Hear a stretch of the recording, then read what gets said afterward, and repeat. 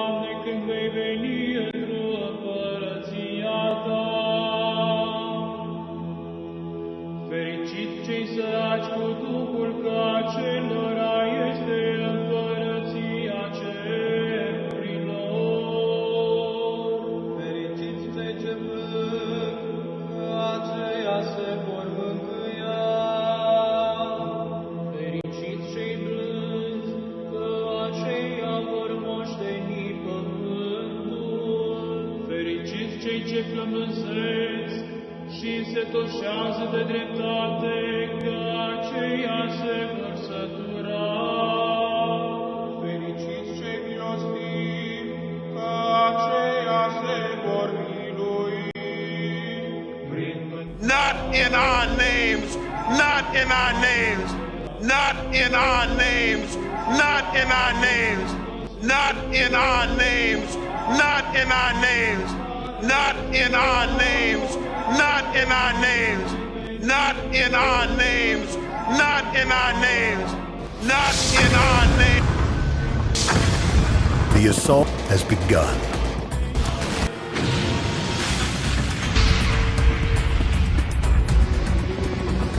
Not in our names. Not in our names. Not in our names. Not in our names. Not in our names.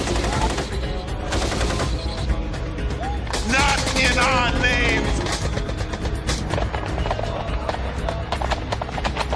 Not in our names.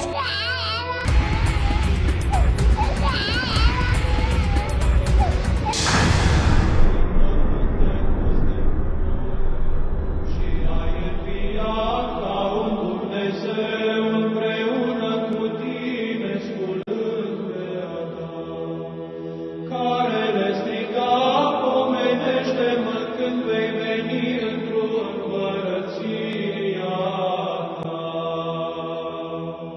Fericiți cei izgoniți pentru dreptate, că acelora este împărăția cerurilor.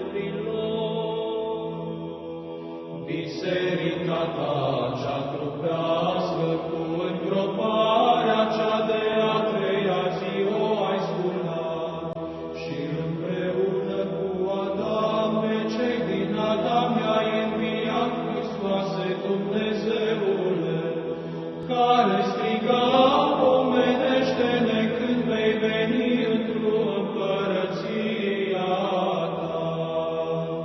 Fericiți veți fi când vă vor ocărî și vă vor prigoni pe voi și vor zice tot.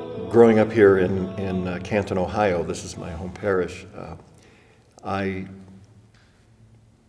like everyone else, you have to put things together that are the different influences in life growing up. And I grew up in an ethnic community, and it's a Romanian Catholic church that's now our cathedral, with an expression and an atmosphere of Christianity that's very unlike that of all of the friends that I had growing up who were either Roman Catholic or Protestant and what have you. It was the spirit and ethos of Eastern Christianity with a different kind of liturgy and a different kind of spirituality. But the experience of the world around me was very much the Western context of the society that I grew up in here, and in particular in Canton. In this part of Ohio, we're very aware of the peace churches because we've got large communities of Amish and Mennonite churches, the Church of the Brethren. The first settlers west of the Alleghenies were Moravian missionaries, and part of early Ohio history that I was just brought up with had to do with the settlements at Gnadenhutten and Schönbrunn, where the Christians there died rather than engage in the violence that was going on in the French and Indian War, I believe. And so, also growing up during the time of the Vietnam War, I became, with Kent State University, just a few miles from here, very much sensitive to a lot of issues having to do with war and peace, the injustice that societies and nations are able to perpetrate, the way that they're able to carry that off without the population of a society ever becoming really conscious of it. And having a sense by the time I was 18 that when my number came up to be drafted into the military, it was right at the end of the Vietnam War, that I was going to claim conscientious objector status, even though that never really crystallized in me as much more than a feeling or a notion that that's the way things ought to be. I had no theology of it at the time, clearly. But I knew conscientious objectors. I knew people from the peace churches. And so it was just a part of, again, my environment, the atmosphere that I had growing up. But it didn't mesh at all with my experience of the church and of gospel that came from this parish, run from Eastern Christianity. So there was that part of me that always had a sense, kind of naturally, I think, for me, that violence is wrong, that war was not a way to solve problems, and that especially violent nationalism was a perversion of what people were called and created out of nothingness by God to be. That sense was kind of always there, and it was kind of always in the background, even at a time when later on I came to really discover Eastern Christianity, in a sense for the first time, through getting to know other Byzantine Catholics who belonged to parishes that were not quite as ethnic, and therefore celebrated the Divine Liturgy in English, which I had not experienced before. They celebrated in a style and fashion that was consistent with what I was reading and learning about what had just happened in those days with the Second Vatican Council. And these were Melkite Byzantine Catholics that I encountered while I was a college student outside of Washington, D.C. And so through them, I had an experience of kind of revitalization and really the beginning of my appreciation of what it means to be an Eastern Catholic and how I really did kind of fit in with that and belong with that.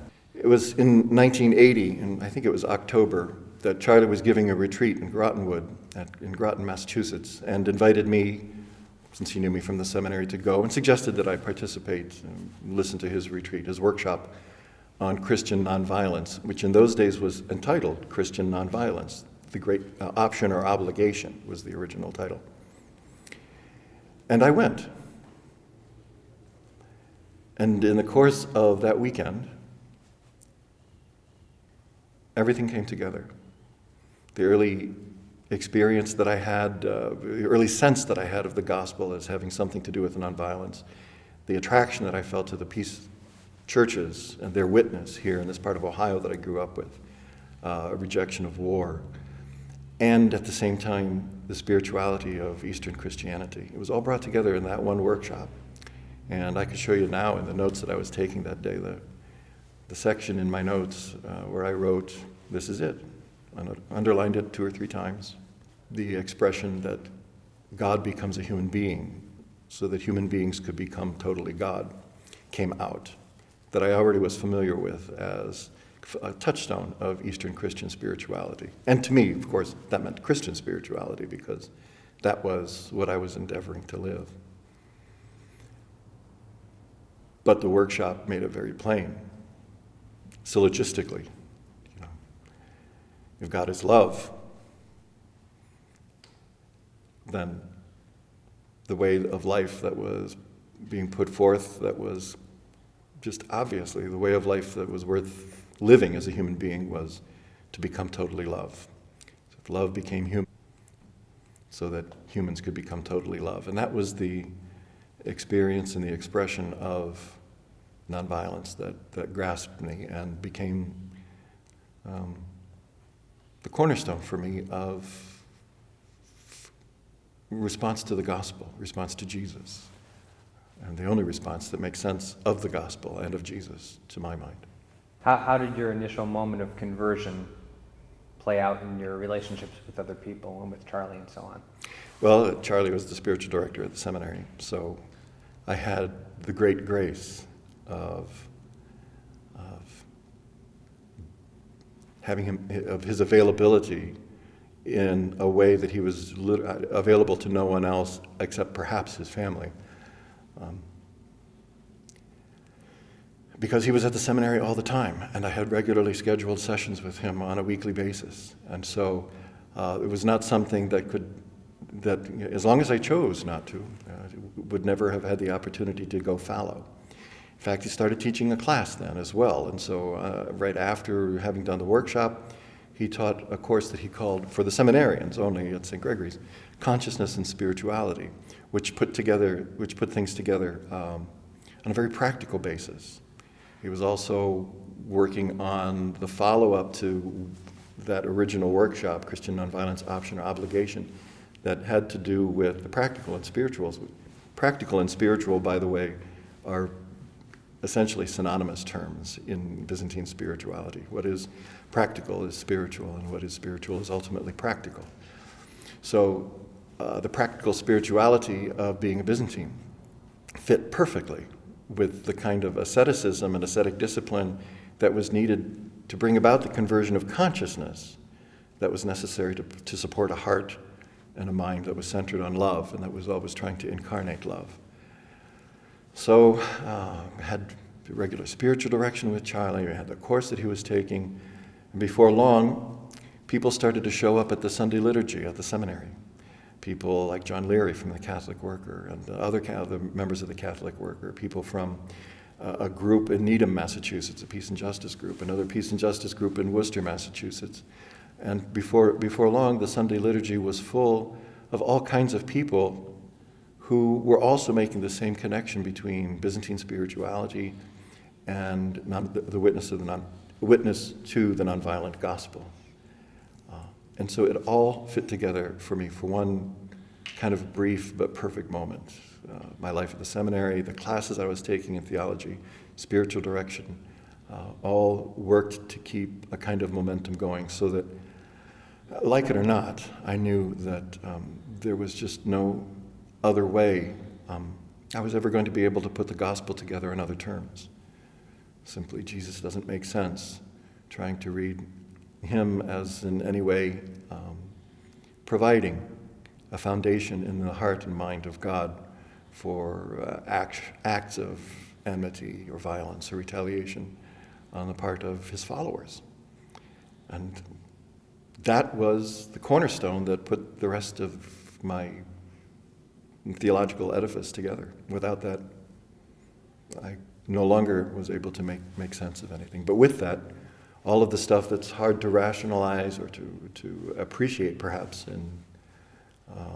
in Catholic teaching, especially the demands of Catholic morality, individual morality as well as social morality, all of it made perfect sense, because all of it was what was required if you wanted to become love. And falling short of that was where all of the stuff that people tend to look at as prohibitions about Catholic morality comes from. So it worked out very well. Unfortunately, well, maybe not unfortunately. I didn't stay in the seminary. I had stopped out before, and I decided to stop out again. And this time I thought it was for good. I planned on it being for good. And to a large measure, I think it was my understanding of the gospel and how it was meant to be lived, and how far short of that I was coming, that led me out of the seminary, because I didn't think that was a place that was going to bring me any closer to my goal of becoming love. It could have, but perhaps not for me at the time.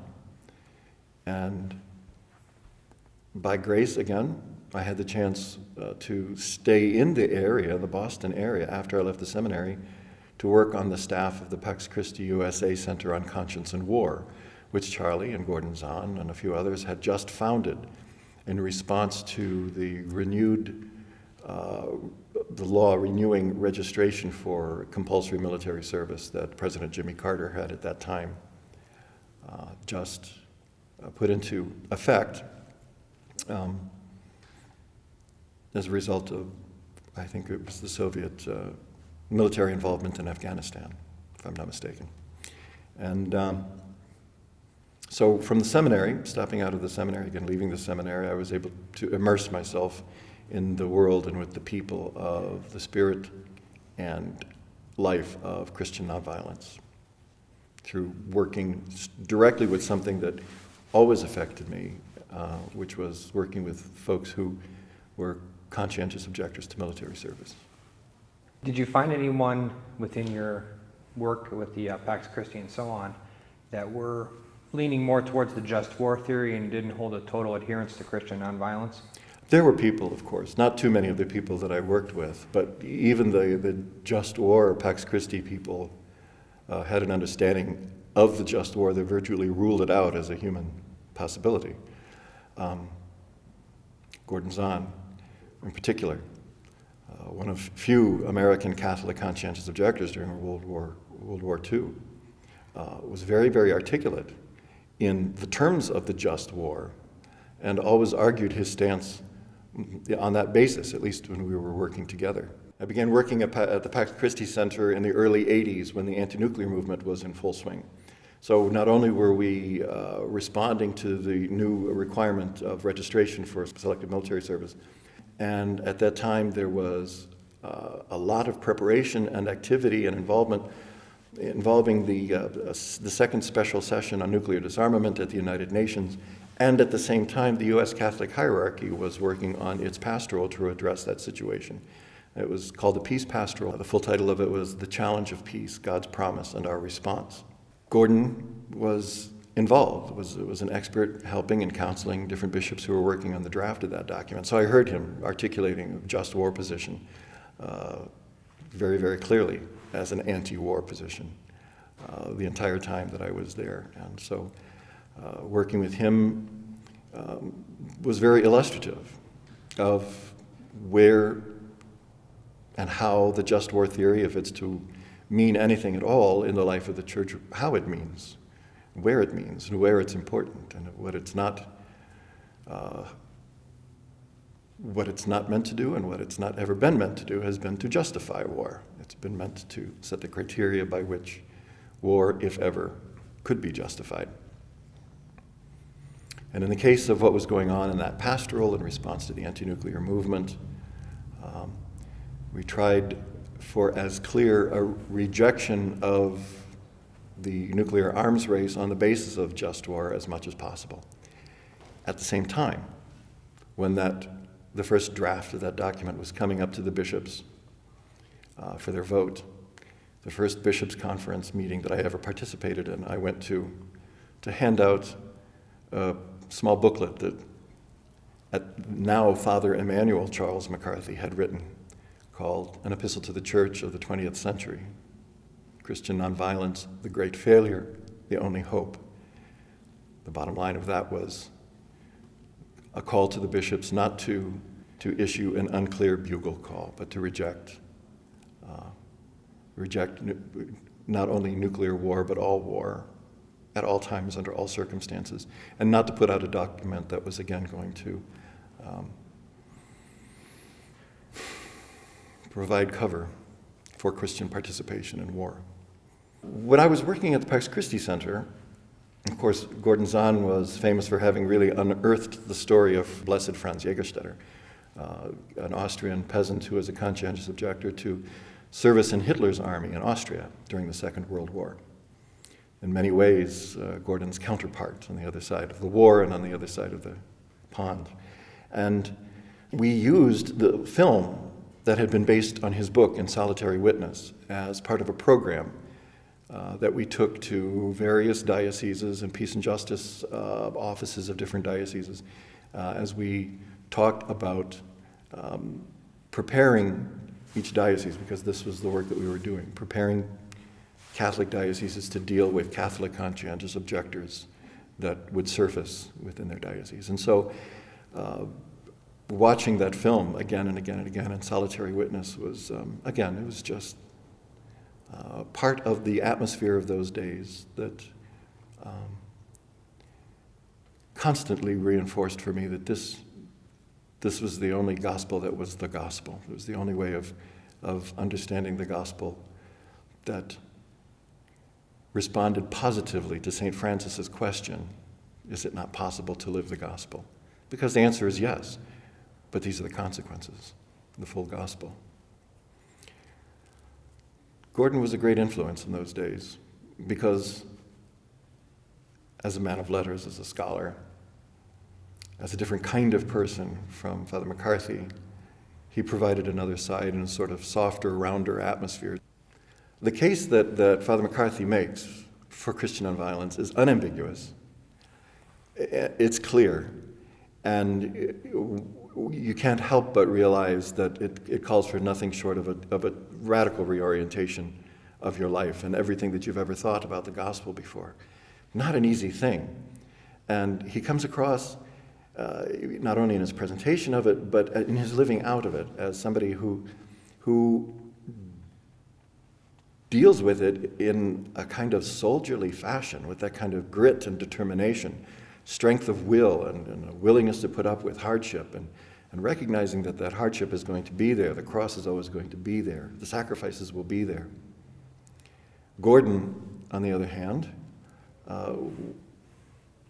was at least a light of a different sort, a little more scholarly, a little more at home in the world, a little more at peace with the structures of the world that we live in, and yet there were the two of them, of being of tremendous positive influence, certainly in my life, but as far as I could see, in the life of the Church in the United States, and ultimately, I think, worldwide.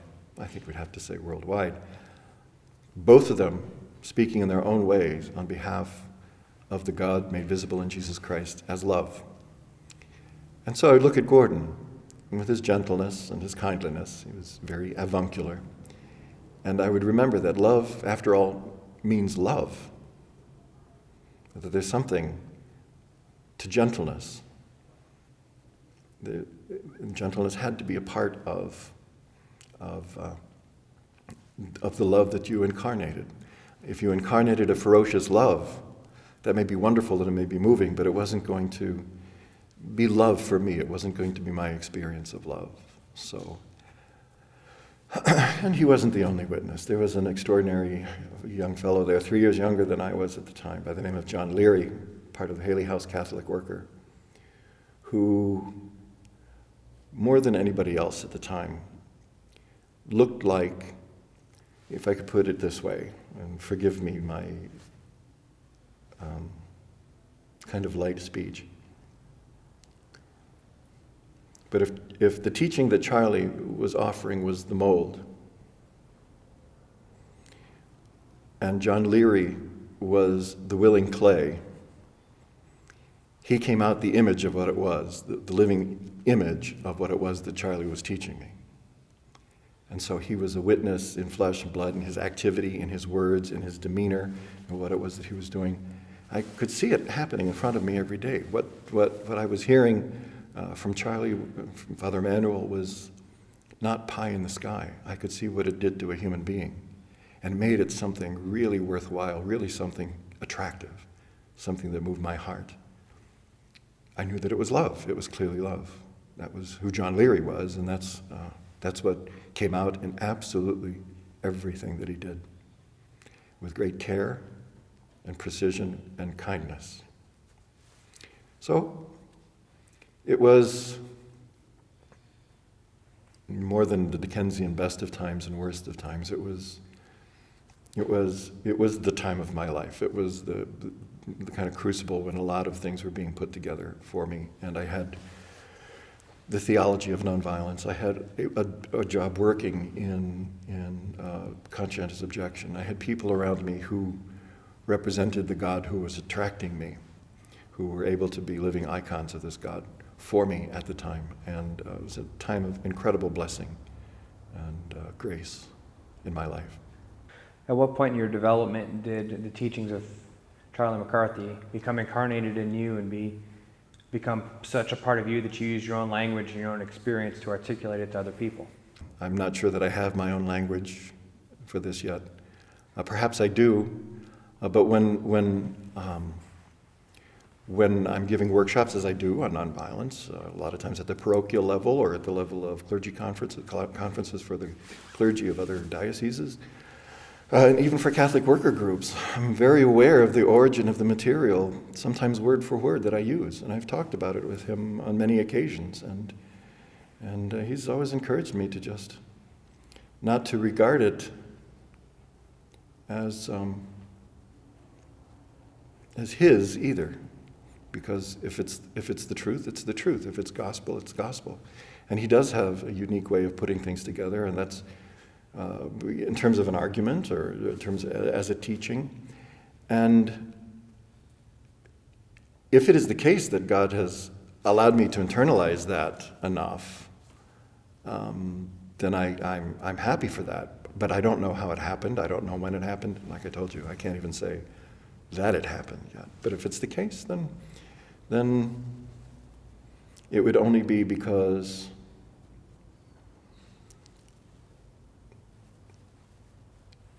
it's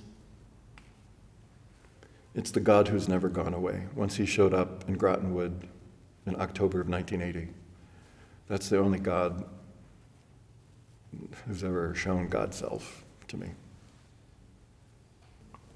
You were one of the few, if not the only bishop who actively spoke in an official capacity against the Iraq War. And that took a lot of inner strength to take that position. How much of that position was influenced by Charlie? Every Christian is responsible before God for his or her conscience. The fact that we go about our lives as Christians in a body, as a body, doesn't relieve us of our own individual responsibilities. Whatever they may be, as Christians, and therefore within a body. My part in the body that is my diocese was clear. And I felt I had to say something, whether it would be well received by the people or not, or by anyone else,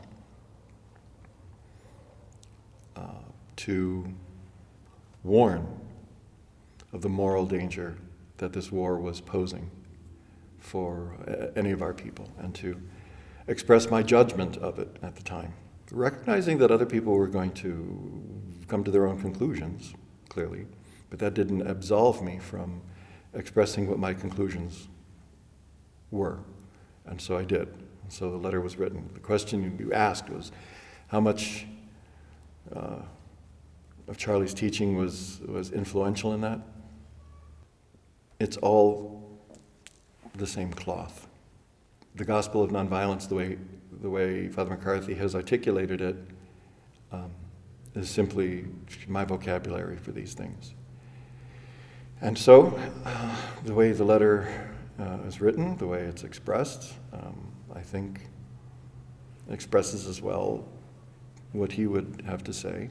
I don't think that there's substantively any disagreement between us as far as the war in Iraq is concerned and our judgment about it. He has been and I don't want to say he personally perhaps, but that's a different story.